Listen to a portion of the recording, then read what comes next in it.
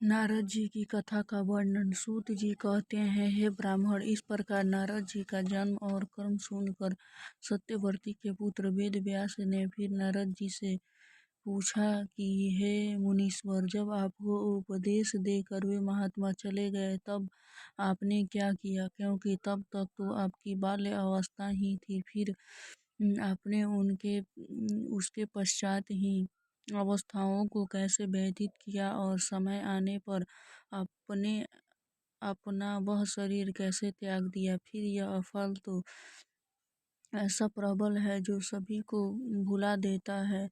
सो उसकी आप पर कृपा है जो आपको अब तक अपने उस जन्म का स्मरण बना हुआ है। नारद जी ने कहा, हे व्यास जी, मैं अपनी माता का एक ही पुत्र था। वह मुझे बड़ा प्यार करती थी।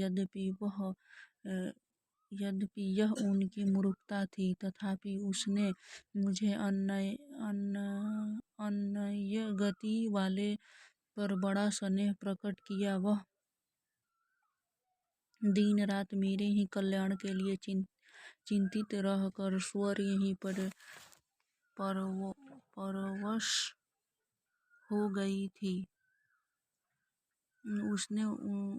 इससे उनको तनिक भी ज्ञान न रहा कि यह संसार कठपुतली की नाई ईश्वर के वश में है।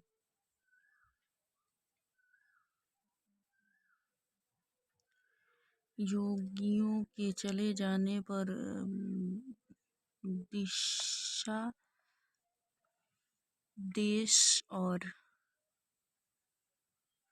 दिशा देश और काल को न जाने वाले मैं 5 वर्ष का बालक उनके और पिता के सहारे रहने लगे।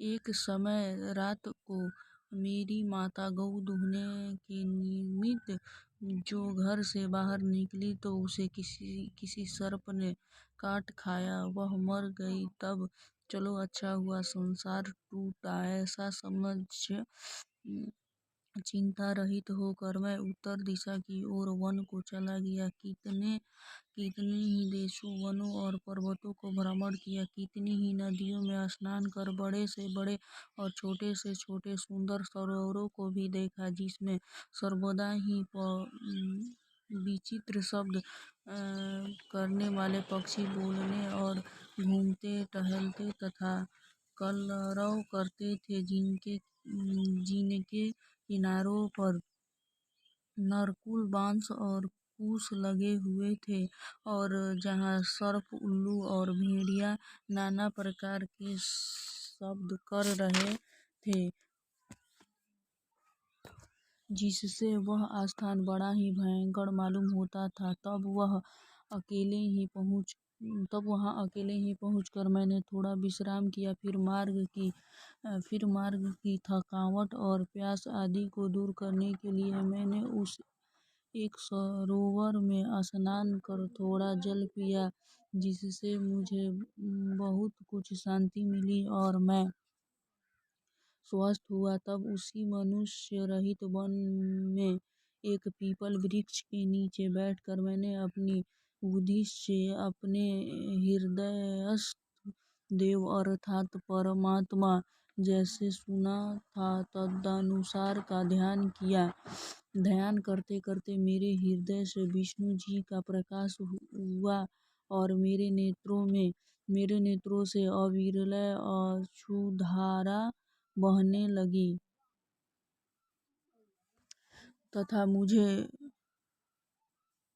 मुझे परमानंद सुख को प्राप्त हो गया। फिर तो मुझे अपने और पराये का ज्ञान जाता रहा और मैं उस आनंद के प्रवाह में ऐसा लीन हुआ कि सारी शुद्धि बुद्धि खो बैठा, जिनमें मेरा वह प्रकाश भी मिट गया। और तब मैं महाव्याकुल होकर अप्रसन्न हो गया। मेरे चित्त की वृत्ति ध्यान से अलग हो गया। तब वह सुंदर स्वरूप मुझे फिर कैसे दिखाई देने लगा। उनके लिए मैं फिर अपने मन को स्थिर करके अतृप्त और आतुर सा हो गया। उस समय आतुरता और वन के उस एकांतवास को रहने के लिए मेरी वाणी में सामर्थ्य नहीं है।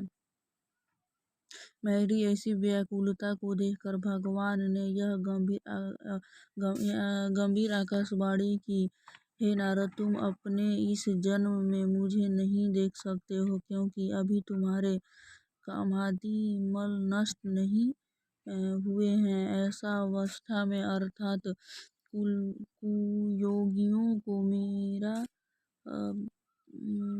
दर्शन नहीं होता है। जो एक बार तुम्हें अपना रूप दिखाई देता है वह इसलिए कि अब तुम मुझ में प्रेम कर सको।